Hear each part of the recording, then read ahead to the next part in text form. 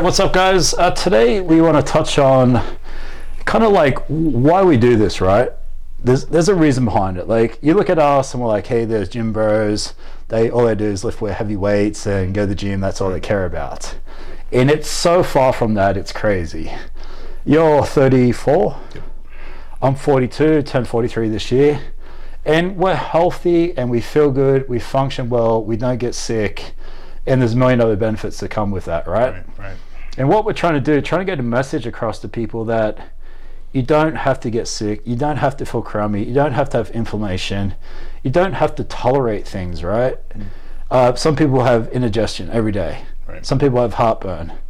Some people are masking things each and every day on a consistent basis, and they think that's normal and acceptable. Oh yeah. And it's not getting better, it's getting worse. And then you got 60% of adults in America now are obese. 20% of adolescents now are obese. One out of 2 males are going to get cancer in their lifetime. 1 out of 3 females are going to have cancer in their lifetime. This is all diet related, and this is all preventable. Right. So what we're really trying to get across: longevity, be an adult, take responsibility for your life. What do you want to kind of start with on that?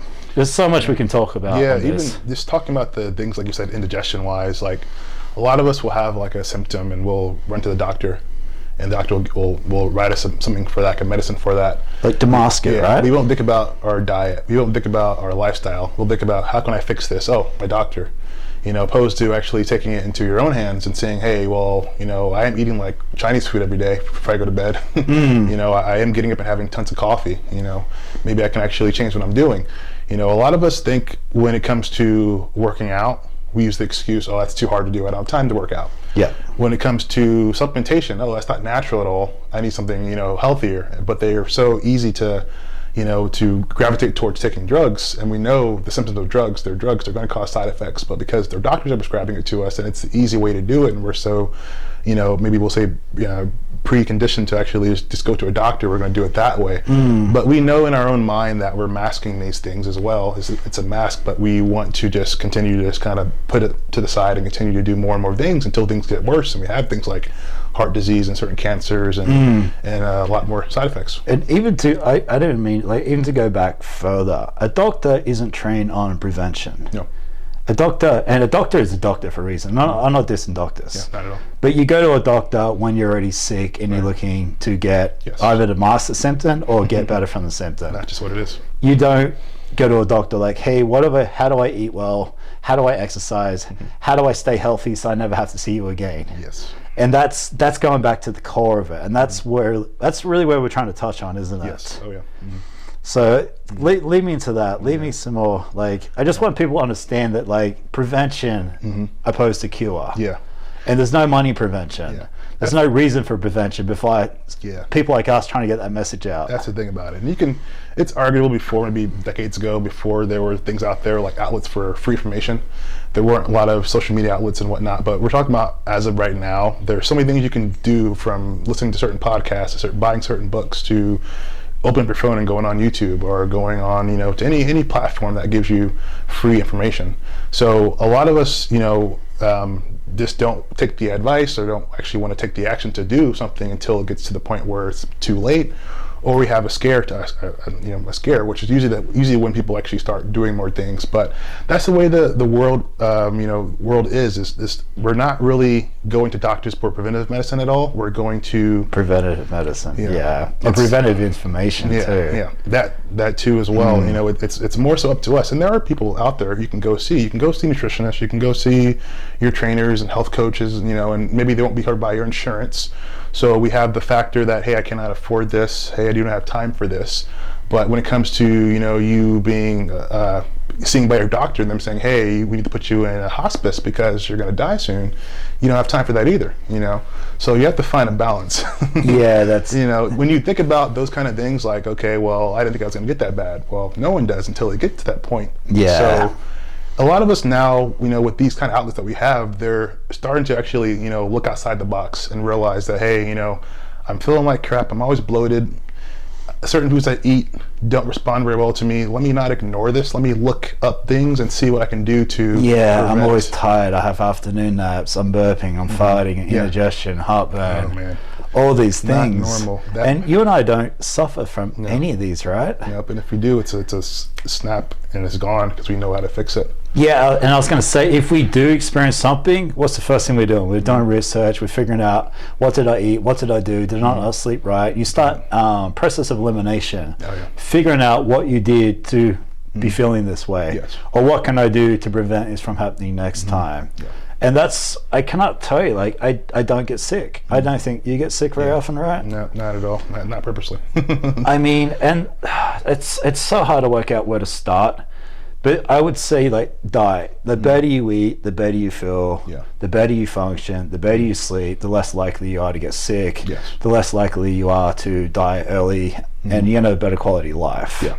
And everyone's like, oh yeah, I smoked my whole life, I lived to 80, but how good was the quality of your life? Like I said, 60% of Americans are obese.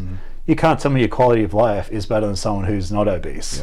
You're going to feel crap. When I lose 10 pounds, not that I'm even overweight, but I lose 10 pounds, I feel amazing. 10 pounds is huge. 10 pounds, You've just dropped, what, 10, 20 pounds, right? Leaning up. Big difference. And do you feel a dramatic difference? Your body has all that weight in general, whether it be muscle weight or actual body fat, it's still weight on your frame. Yeah. And so, you get a bounce in your step, right? You just feel better. Your body actually, you're giving your body a break from having to carry around all that weight. Much easier to function. I want to touch on what you said before when it comes to actually quality of life real quick.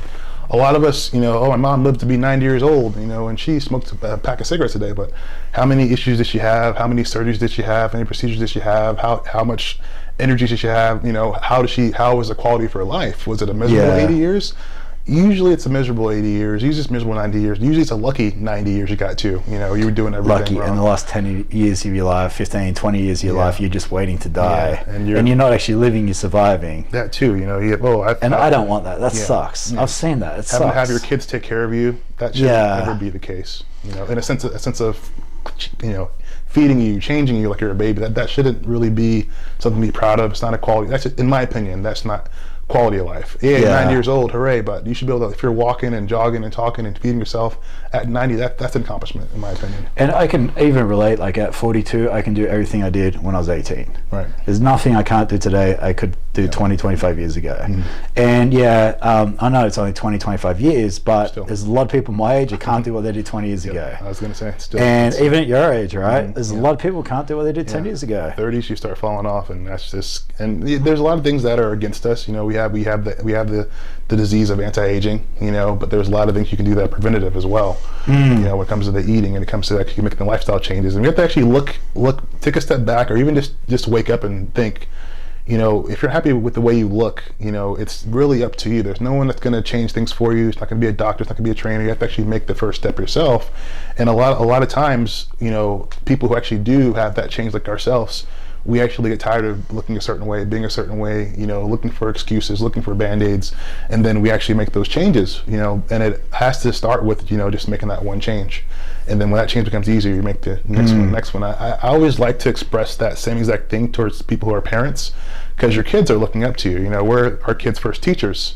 So when we see our, parents eating certain things, smoking this and doing this, whether it be we want to or not, it's going to still be ingrained in our head. Where we might have those same bad habits, and we both know a lot of people these days, society, a lot of our kids are going to not outlive us with the way things are, with the way how diets being taken and how exercise is being taken these days. It's not as serious as it should be. Yeah, it's crazy scary. Yeah, and like the diet being everything. You got to be on your diet, and then when it comes to exercise, if you don't use it, you lose it. So, I want to kind of go back to, we're not trying to get everybody to go to the gym, lift weights, and be 220 pound guys like us. That is the last thing that you and I are trying to do right now. I'm looking for the 35-year-old single mother, the 60-year-old married man who is not happy with their health. This is not about the way you look. This is not about taking your shirt off and being a model. This is about living for a longer period of time with better quality of life and taking responsibility for your own life and not being reliant on doctor, not being reliant on drugs, prescriptions, antibiotics, whatever it is, taking control. All the above. And that's what you and I have done since an early age, right? And lives. I don't think we ever plan on stopping. No. And the more you do it, the more, and we talk about this a lot in the podcast, is you develop habits.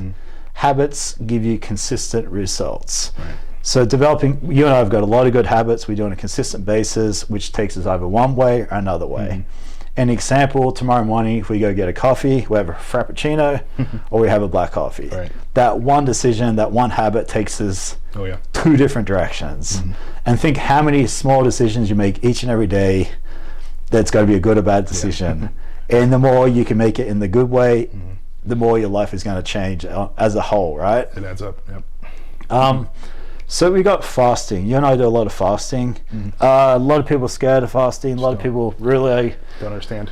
A lot of people don't realize that our entire human being existence has been feeding and fasting.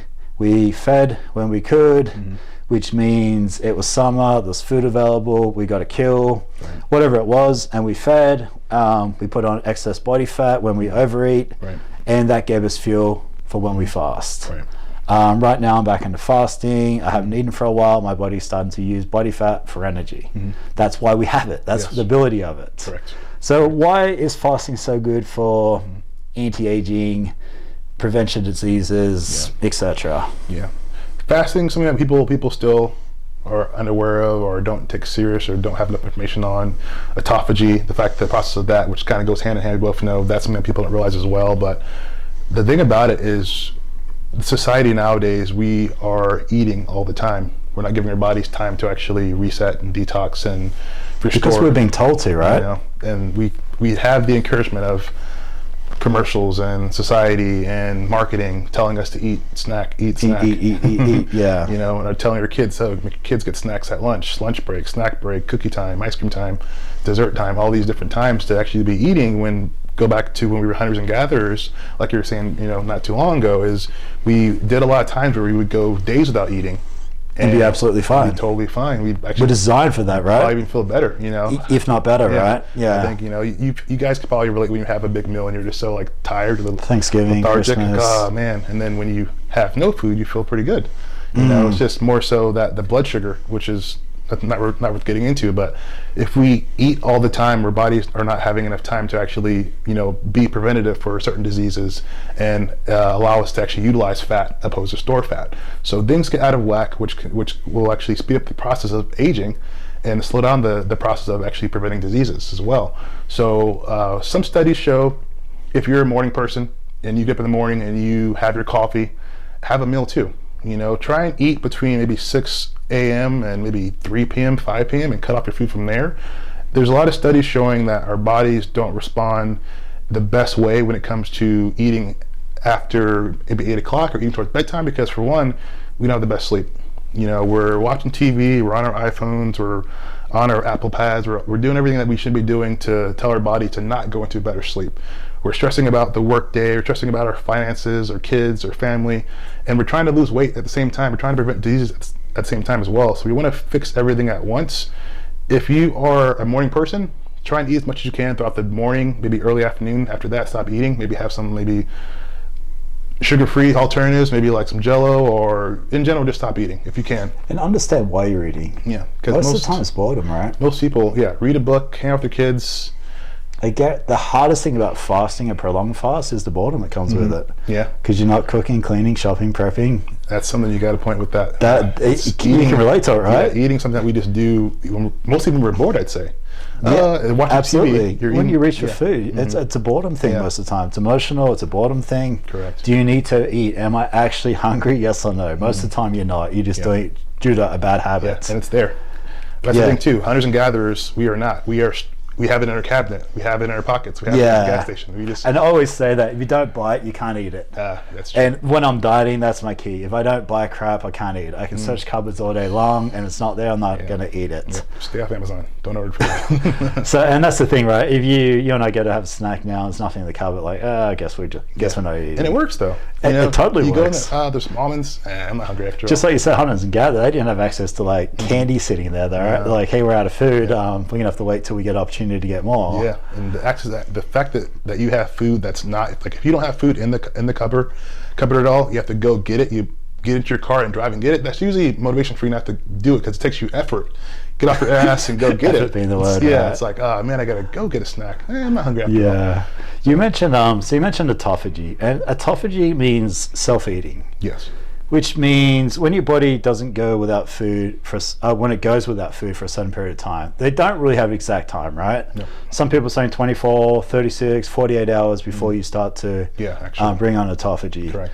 But autophagy is when your body starts to clean itself. It starts to break down sticky proteins, bad cells, and just shed it out. Yeah. I heard a really good example on TikTok. I was telling you about it actually, the fridge. Yeah. You got food in your fridge and it starts to go off, it starts to get moldy, and then you start loading more and more food on it. Right. What autophagy does, it cleans out the fridge. Totally. You got all this stuff stuck in the fridge, your body will go through and clean out that fridge completely, and then you're ready to eat again. Yeah. And by doing that, it prevents cancer, it prevents Alzheimer's, it cures most diseases, right? Inflammation. And this is not pro talk. There's a Nobel Prize won in 2016 on medicine on autophagy. You can definitely look that up and you will find it very quickly. Talk to me more about autophagy. Yeah. That's the thing too. When you're mentioning, that analogy of your body being able to clean out its natural refrigerator storage, clean everything out. If we're eating all the time and we're never fasting, we're never allowing our bodies to do that, we're going to have so much buildup of things you're going to be like a disease, wreaking machine essentially. Yeah, like you're just breeding it, right? Yeah. After a while, like I noticed, like when I'm not fasting or before I was, really into, more anti-aging and more preventative diseases. When it comes to like overall, I noticed that when I had a lot of inflammation in my body, it was because I was always eating. And yeah, when I was a competitive bodybuilder, which I still do, but not as, just gung-ho, just more so on an anti-aging level now. But when you're, in general, if you're always eating all the time, you'll get signs that your body needs to take a break, that your body needs to fast, that your body needs to turn on that autophagy switch. If you're noticing your joints are achy, or your knees are achy, your elbows are achy, or you notice your sleep's really off, you notice your mood's really off, those are usually signs that you need to give your body a break from food. And a lot of times we get sick. That's the big sign for our bodies to say, hey, you need a break, you're sick, you'll get like vomit, or you'll get indigestion. What does the doctor tell you when you're sick? Oh, you got to eat, you got to have the soups. And, you got to have your soups, you got to have your diet, your flat Sprite lemonade. More sugars, But nobody ever tells you don't eat, right? Yeah, that's the thing. Which is probably getting to what you're saying is. Because I'll have my clients, I'll say, hey, when was the last time you actually took a break from eating? It's been a while. Okay, do that, and they feel so much better. Like my joints feel better. I'm so much more sharp. I can recall things. I can speak well. It's like, man, I feel great. What is this? I'm like, yeah, your body responds very well in a positive way when you actually give your body a break from eating. There's so much that goes into eating and digestion, and if you have really bad foods that have no value of nutrients, it's even harder for your body to actually restore and recover. And then when you add the sleep quality being poor on top of that too, your body just needs a break. And that's one thing too, we have a natural clock or circadian rhythm. If that's actually off because we're eating crazy times a day, sleeping crazy times a night, and we're not getting quality sleep or quality food, our body's going to give us all the signs that we need to actually get a break.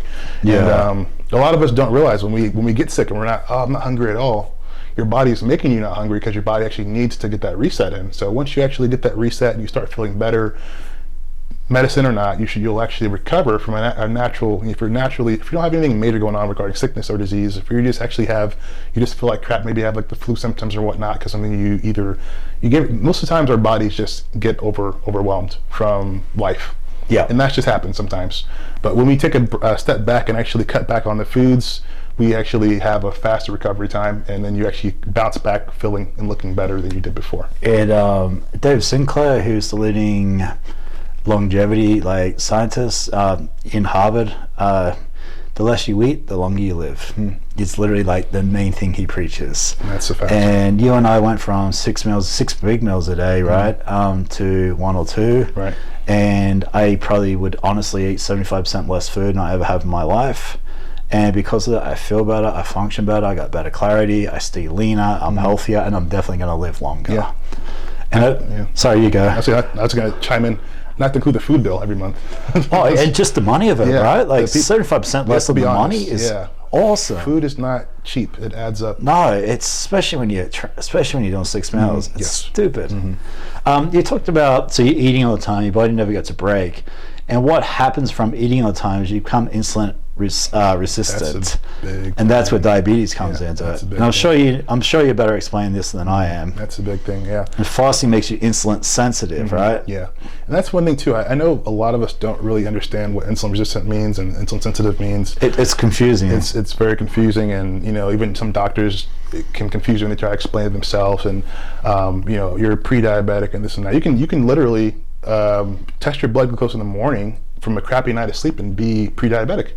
So you can literally be doing like a low carb diet and something's off with your sleep, or you're just insulin resistant, and you can actually you can be pre-diabetic. So your blood sugar is a main thing that's going to determine your body's ability to actually utilize carbs, whether it be your dairy, whether it be your breads, whether it be your pastas, just regular white sugar. It's going to allow your body to utilize that kind of macro meaning protein, macro meaning food source, sorry. So long story short, when we notice that we're dieting or exercising or doing everything quote unquote right, but we're not able to actually lose the weight, it could be because our insulin levels, we're insulin resistant. So that means our body's not utilizing our carbohydrates properly. That can be due to maybe just your amount of body fat you have, the time you've been eating like crap, your lifestyle due to like sleep and stress. All those come into play, and you might go to a doctor and they say, man, your blood sugar's out of whack, your A1C's out of whack, we need to put you on, you're pre-diabetic. We might need to put you on a fast. No, not a fast, I mean insulin medication or metformin. That's exactly what I was leading to, right? You ain't going to say you need to lose weight or get healthier or start fasting. You need to start in taking this and this for the rest of your life, and you're never going to get better, you're never going to get off this because you don't know what caused it. And that happens, and then you might get a trainer, coach, nutritionist like myself or Brendan, and we put you on a fast, and you go to your doctor next month, they say, hey, man, your A1C is dropped like crazy, you don't need these meds anymore. And you lost weight, great. And you're like, well, all I was doing was fasting. Oh, don't fast, you gotta eat, So it's like, you're gonna get that back and forth, but then Jason Fung, the Canadian doctor. I love him. He's amazing. If you haven't heard of him, Jason Fung, Fung, he's one of the leading guys on prevention of diabetes, right? Oh yeah. And reverse diabetes. Definitely, he's got a book out. He's got podcasts. Check his stuff out. TED Talk. Yep. Yeah. So that's kind of what causes diabetes, isn't it? Is the overeating, it's been insulin resistance, and honestly, the best way to fix that is fasting. Yes. And we're not doctors. We're educated. We do a lot of reading. We're a lot of research. We don't talk about stuff that we don't do. Right. But don't go and start injecting yourself and doing things. Lose weight. Yeah, try that first. Take responsibility yourself. And it's free. It's free to fast. It's free to lose weight. You don't need a gym. You don't need food. You just need the mindset and the actual willpower to do it. Yeah, and I had this crazy realization lately, and I was talking to you about it. Was everything in a pharmacy is probably doesn't really need to be there. So like you've got things for flat feet, you got things to wrap your knees for inflammation, you've got things for heartburn, indigestion. If you eat clean, you exercise, and you get healthy, you should never really have to walk in a pharmacy. Besides those rare times where you maybe get sinus or you get an infection or you get something serious. Major being the word, right? And I never thought about it, but it's so much more money in having everybody sick and everybody dependent on stuff. Fasting isn't sexy. Eating clean isn't sexy. And I can't stress it enough. Don't do it for the don't do it for the aesthetics, right? Yeah. Do it for the health. The aesthetics is secondary. Yeah, long term. So, anything else you want to touch on before we finish up? No, I think the idea is keep in mind that we are getting older, and anti-aging is a disease, and the older we get, the more disease prone we are. So the less we care about our diets as we get older, the more we're going to have trouble reversing things when it gets too late. And if it gets too late, that could mean the decision between life and death. And if we have kids behind that we have that are looking up to us, that depend on us to be around, we need to keep that in mind too, and look for outlets like this to give you some kind of direction to start. It's not about building muscle and getting jacked or getting shredded. It's more about anti-aging. And then, like you said yourself, the second thing will come regarding, changing your actual physique itself. Yeah, looking better. And like, you just find it, you got to make it important enough where you're going to make a change. Right. And important enough isn't pre-diabetic, not fitting in a plane seat, having a mild heart attack. That's not important enough. That's too late. The damage is done. Right. You're lucky you didn't die from it, but the damage is already done. Unfortunately. And we're talking about taking action today. Right.